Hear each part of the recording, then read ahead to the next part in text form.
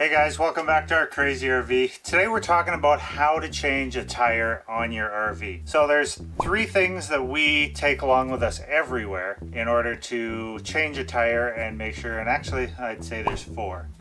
So the first one is a proper X lug wrench. These are awesome and don't use anything else. Get one of these. The second one, I went out and got a 20-ton bottle jack. I use this on the truck all the time. I use this on the camper. I use it for everything. It's simple, easy to use. You don't need to be strong to use it. It's safe and it allows me to get the wheels up off the ground. Now, to go along with the bottle jack, I do need some blocking. So we do carry around some blocking that is used not only for the camper, but in the situation of having to change a tire. We also have the blocking for that. And then the third thing we carry around everywhere is actually a portable compressor booster pack. Motormaster Eliminator, I forget the wattage, but it's made for diesel motors, and we actually used it last winter to boost our truck when the battery was weak. If you need an option to pump up a tire, the compressor portion of it does work quite well. We've taken to actually carry a full compressor just because it's so much easier, so much quicker. It's got way more power than the battery pack. However, the pack is so portable. If you do need something in a pinch and you don't have something to run a compressor, we installed a 2000 watt inverter so we could run our compressor, which it works great. But either one work as an option, just in case you're on the side of the road, you just need to make it a couple miles down to the next town. You can pump it back up and go. So I'm going to show you how I change a tire on an RV, and then you can let me know in the comments below how you change a tire on your RV. Have you had a blowout? Has it destroyed the entire side? Let's get this done. You're welcome, Matt. Actually makes a great mat to put on the ground here so you don't get your knees all sore. Okay, so we have to jack up right here. So I'm going to jack up.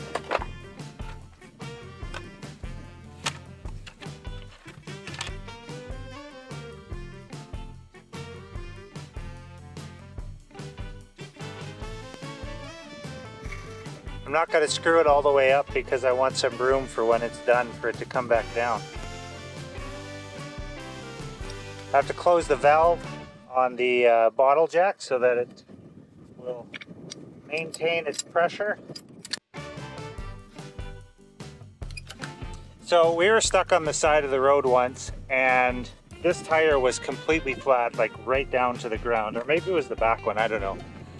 What we had to do actually was we had to go low, jack it up, lock it, and then jack it up a second time before we could get it up to height in order to put the spare on. So sometimes you have to be creative. It's good to have extra blocking in your truck. In this case here, I've been keeping the tire pressure up on the tire, so it's just a matter of getting it up off the ground.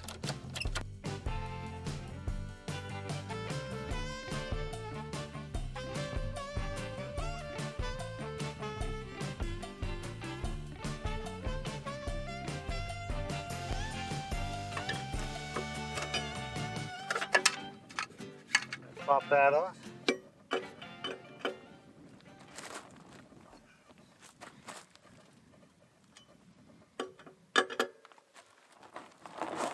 Sometimes I forget you have to actually crack all your nuts before you let it all the way off the ground. Otherwise the tire spins on you.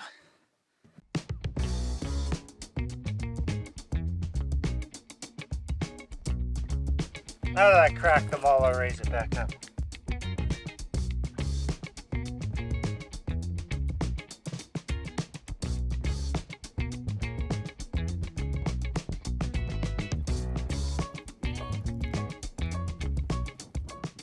This is just my tire pressure monitor sensor, and so we'll take that off.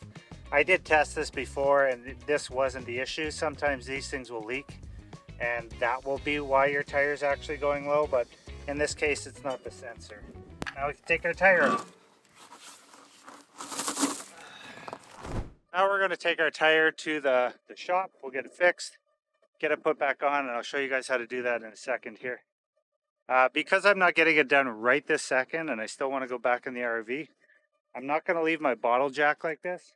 I'm actually going to put some boards to stabilize underneath there, and I'll let it rest down on the boards, and then when I come back, I'll jack it back up. That's much safer. You don't want to rely on jacks to keep it up. You never know, they might end up on your head. Okay, so last time here we actually put this down on top of a block just for safety reasons. And now we're going to go ahead and lift this back up. As I'm doing this, you'll notice that I actually left the block underneath. That's in the event that the jack ever failed. I'd have something for it to land on other than my face, because I know that's a safe spot.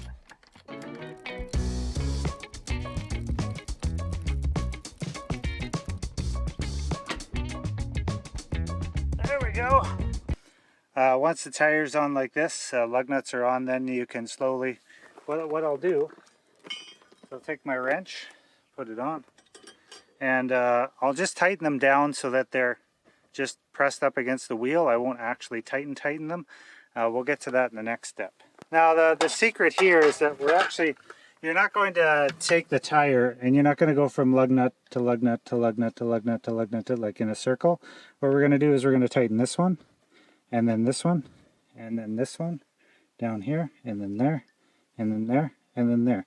And what that will do is, instead of taking the wheel and you potentially warping it, you're going to keep the pressure the same across your wheel so that it goes on there flat and you won't get any wobble. That's how you change an RV tire, side of the road, no matter where you are, especially with a fifth wheel. I love using these solid blocks. I know it's stable, it's not going to land on me. I don't have some finicky jack or anything like that. Take care of it all myself. If you have any questions, any comments, any things that you do, what works for you? Because this is what works for me. It may not work for you. What works for you in your RV?